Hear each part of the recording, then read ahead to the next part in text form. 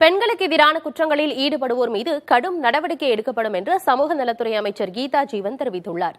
தூத்துக்குடியில் செய்தியாளர்களை சந்தித்த அவர் இவ்வாறு தெரிவித்தார். அவர் எல்லா பிரஸ்காரங்களையும் கூட்டு வச்சு ஒரு வித்த காமிச்சிட்டு இருந்தார். நம்ம பொதுவாக சின்ன பிள்ளைகளை கூட்டு கொண்டு காமிப்பாங்க, வித்த காமிக்கிறாங்க அங்கே பாரு இதால் கை வச்சு கயிறால் அடிச்சுக்கிறாரு பாருன்னு சொல்லி கூப்பிட்டு காமிப்பாங்க தெருக்கல்ல. அதுபோல் எல்லா பிரஸ்காரங்களையும் கூப்பிட்டு வித்த காமிச்சிட்டு இருந்தார்.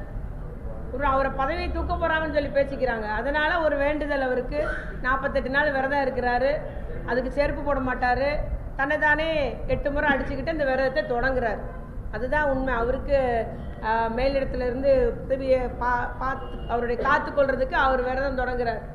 அது அவருடைய விரதம் பழிக்கட்டும், அது நமக்கு அந்த சைடே போக விரும்பல. கேஸ் எடுத்துக்கிட்டு அதை தான் சொல்றேன், வேற எதுவும் பேசுறதுக்கு இல்லாம மக்கள் எல்லாம் திராவிட முன்னேற்ற கழக தலைவர் மீது ஒரு ஆதரவாக இருக்கிறாங்க. இந்த ஆட்சி மீண்டும் வரப்போகிறதே என்ற ஒரு அரசியல் காழ்ப்புணர்ச்சியால் எதையோ ஒன்று போராட்டம் என்று அவர்கள் கெட்ட பேர் உண்டாக்கும்னு நினைக்கிறாங்க. ஆனால் மக்கள் நன்கு அறிவார்கள், மக்களுக்கு தெரியும் யார் எப்படி இருக்கிறாங்கன்றது.